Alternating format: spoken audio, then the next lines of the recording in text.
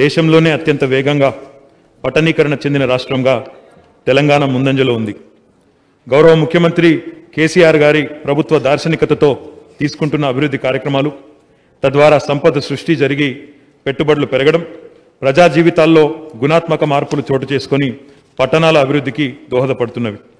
24 గంటల నిరంతరాయ విద్యుత్తు, తాగునీరు, సాగునీటి రంగాల అభివృద్ధి, వ్యవసాయ అభివృద్ధి ద్వారా గ్రామాల్లో ఆర్థిక వ్యవస్థల బలోపేతం, ఉపాధి కల్పన, టీఎస్ ఐపాస్ తదితర కార్యక్రమాల ద్వారా తెలంగాణ పట్టణీకరణ 42.6% చేరుకుంది. దేశ సగటు పట్టణ జనాభా కేవలం 31.2% మాత్రమే.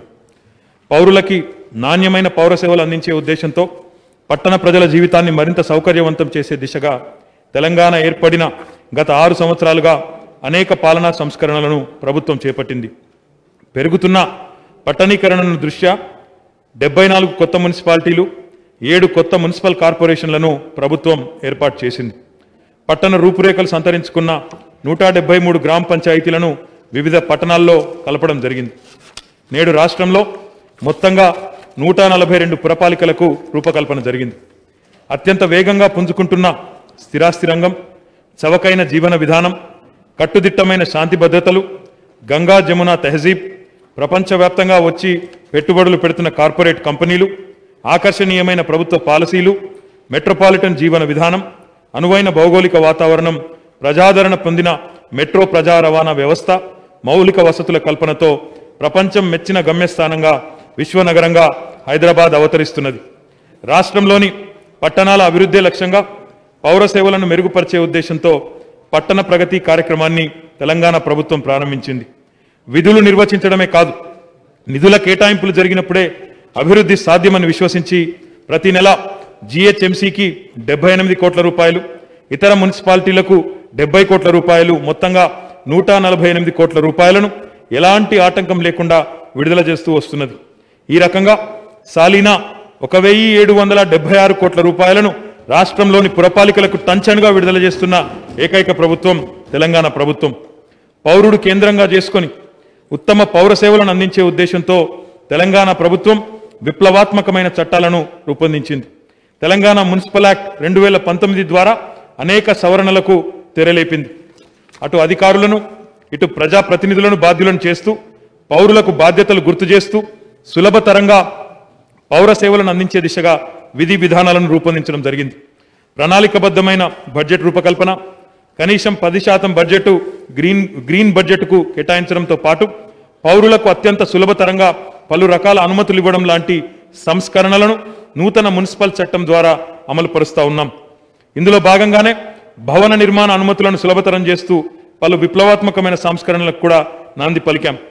పౌరుడిపై పూర్తి విశ్వాసాన్ని ఉంచి తమ ఇంటి నిర్మాణానికి తానే అనుమతి పొందే స్వీయ ధృవీకరణ విధానాన్ని నిర్ణీత గడువు లోపల ఇవ్వకుంటే డీమ్డ్ అప్రూవల్ అనే విప్లవాత్మకమైన విధానాలను టీఎస్ బీపాస్ ద్వారా ఈ శాసనసభ సమావేశాల్లోనే ప్రభుత్వం తీసుకొని వచ్చింది. తెలంగాణ ప్రభుత్వం అన్ని పురపాలికల్లో పెద్ద ఎత్తున మౌలిక వసతుల కల్పన చేపడుతున్నది. అయితే అందుకు ప్రజలపైన ఆర్థిక భారాన్ని మోపకుండా ప్రజా సంక్షేమం కోసం పాటుపడుతున్నది.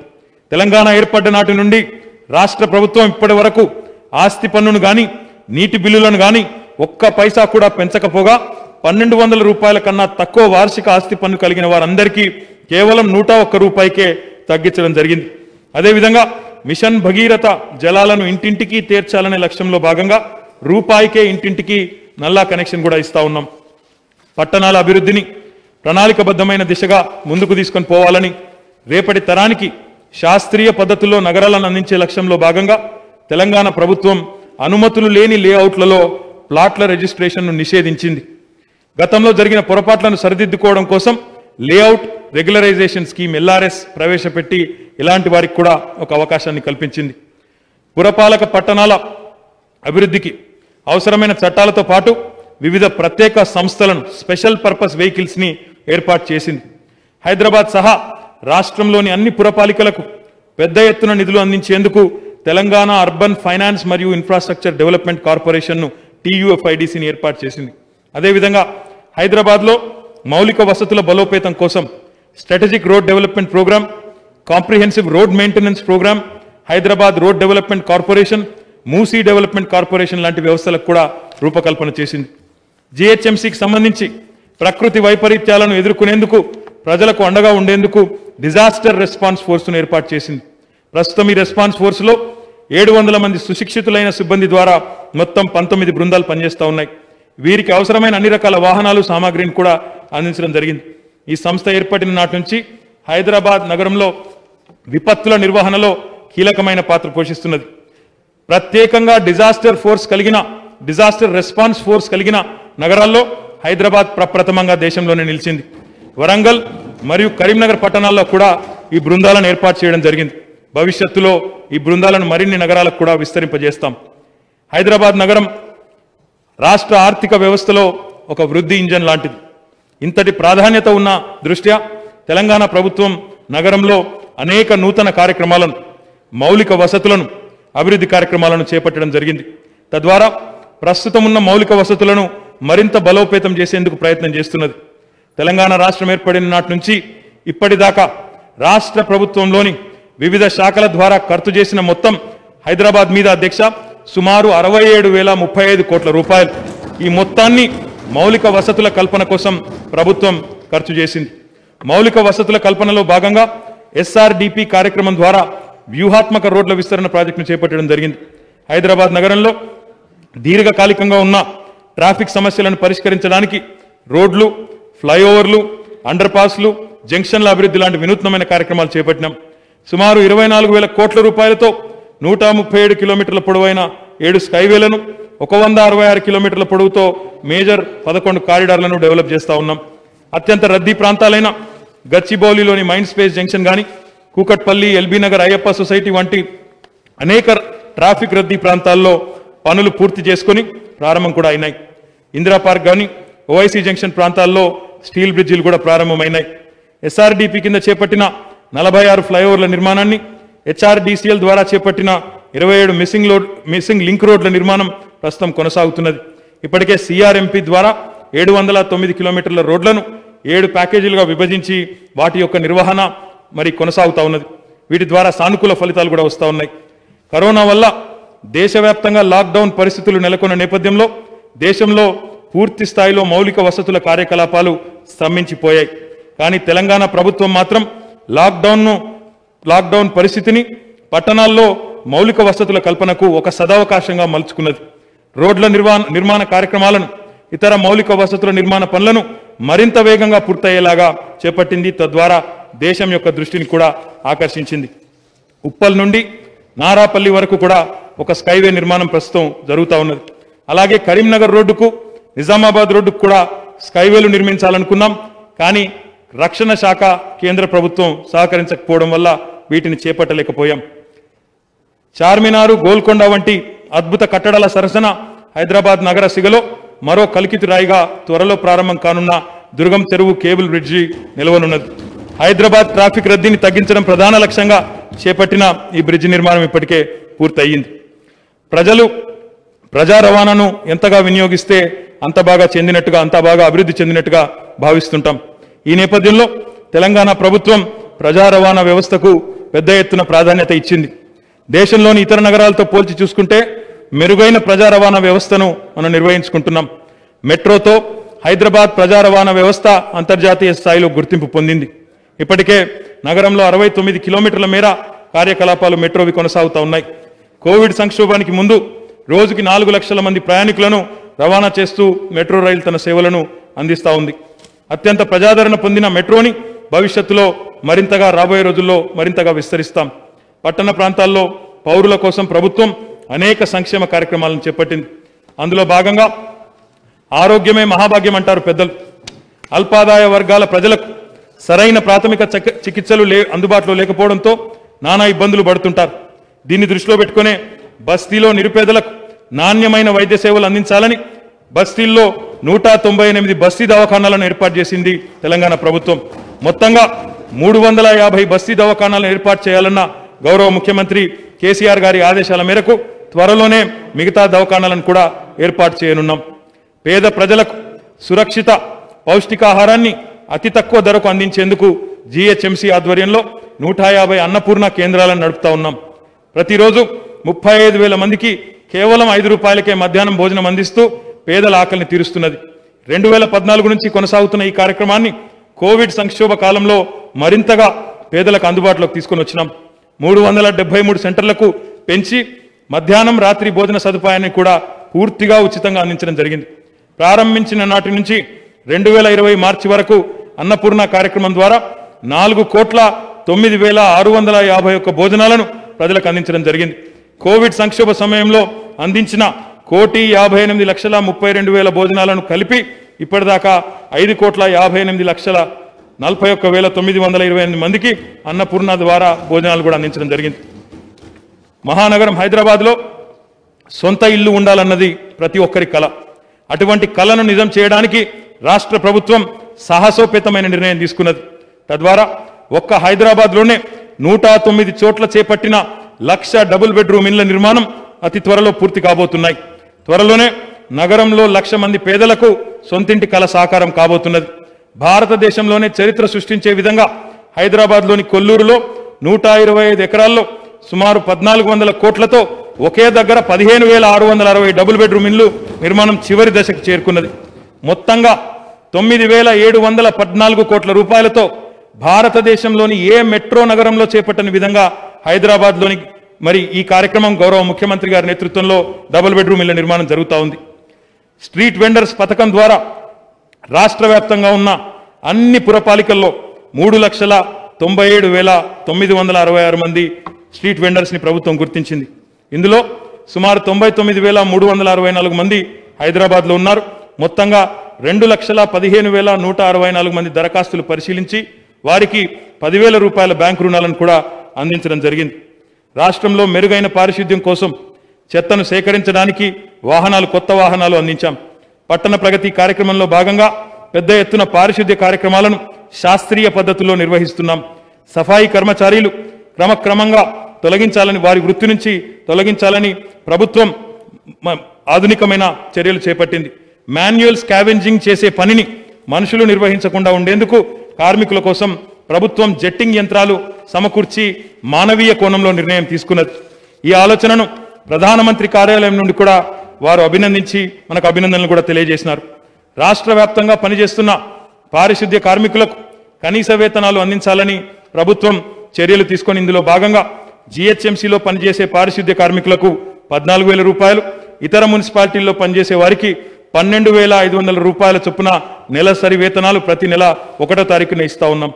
జీహెచ్ఎంసీ సహా అన్ని పట్టణ స్థానిక సంస్థలకు చెందిన మున్సిపల్ పారిశుద్ధ్య సిబ్బందికి నేను మనస్ఫూర్తిగా అభినందనలు తెలియజేస్తా ఉన్నాను. వారంతా క్షేత్రస్థాయిలో అవిశ్రాంతంగా కష్టపడుతూ తమ ప్రాణాలను కూడా లెక్క చేయకుండా ముఖ్యంగా కోవిడ్ వ్యాపించిన నేటి పరిస్థితుల్లో పనిచేశారు. ప్రభుత్వం వారి సంక్షేమానికి కట్టుబడి ఉండడమే కాకుండా వారి క్షేమం విషయంలో కూడా అన్ని రకాల చర్యలు తీసుకుంటున్నది. జవహర్ నగర్ డంప్ యార్డ్ నుండి దుర్గంధం రాకుండా 146 కోట్ల రూపాయలతో క్యాపింగ్ కార్యక్రమం ప్రస్తుతం పూర్తి కావస్తున్నది. జవహర్ నగర్లో చెత్త నుంచి విద్యుత్ ఉత్పత్తి చేసే యూనిట్ను ఈ నెలలోనే ప్రారంభించుకోబోతా ఉన్నాం. ఇది దక్షిణ భారతదేశంలోనే అతిపెద్ద వేస్ట్ టు ఎనర్జీ ప్లాంటు. ప్రస్తుతం 19.8 మెగావాట్ల ఈ వేస్ట్ టు ఎనర్జీ ప్లాంటు ప్రారంభోత్సవానికి సిద్ధంగా ఉంది. భవిష్యత్తులో దీని సామర్థ్యాన్ని మరో 28.2 మెగావాట్లకు పెంచుకునే వీలు కూడా మనకుంది.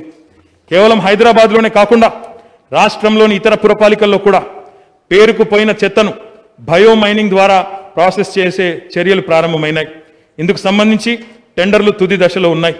రాష్ట్ర వ్యాప్తంగా 71 మున్సిపాలిటీలలో మానవ వ్యర్థాల శుద్ధి plant, faecal sludge treatment plants కూడా నిర్మాణంలో ఉన్నాయి. వీటిలో 59 నిర్మాణంలో ఉన్నాయి. మిగతా 68 పురపాలికల్లో కూడా ఇలాంటి ప్లాంట్లే నిర్మాణం చేసేందుకు టెండర్లు కూడా పిలువబోతా ఉన్నాం.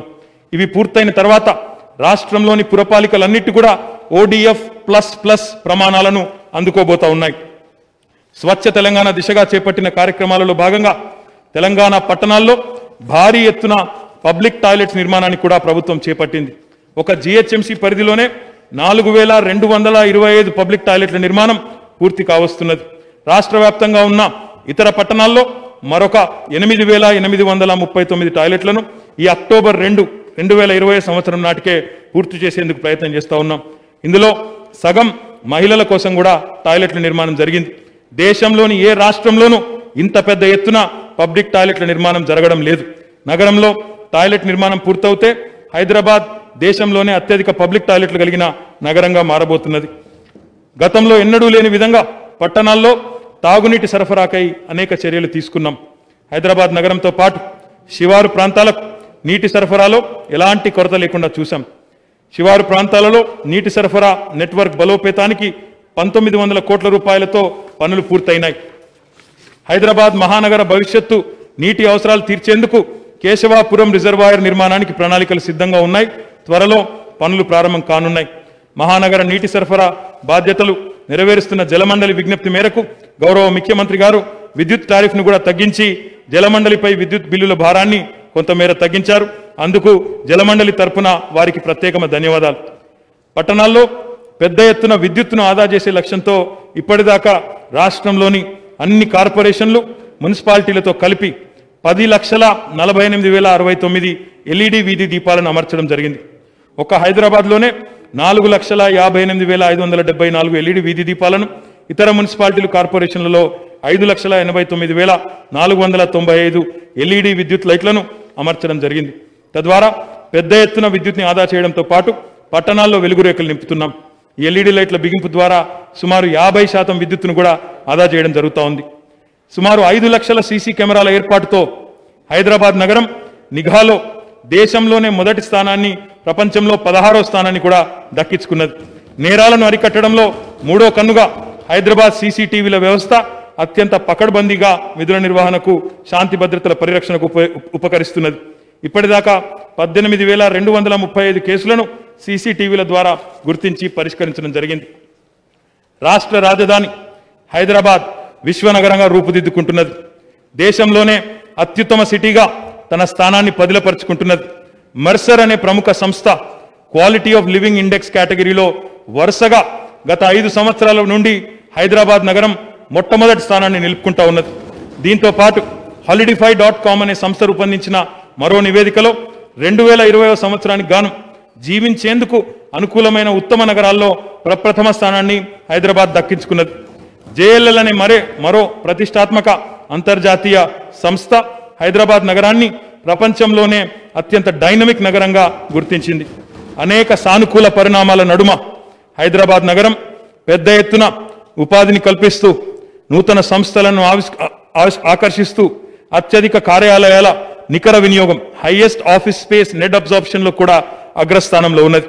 2020వ సంవత్సరం ప్రథమార్థానికి JLL వారు రూపొందించిన నివేదిక ప్రకారం భారతదేశంలోనే అత్యధికంగా కార్యాలయ స్థల నిర్మాణం, ఆఫీస్ స్పేస్ క్రియేషన్లో 30% వాటాతో హైదరాబాద్ నగరం ముందు వరుసలో ఉన్నది.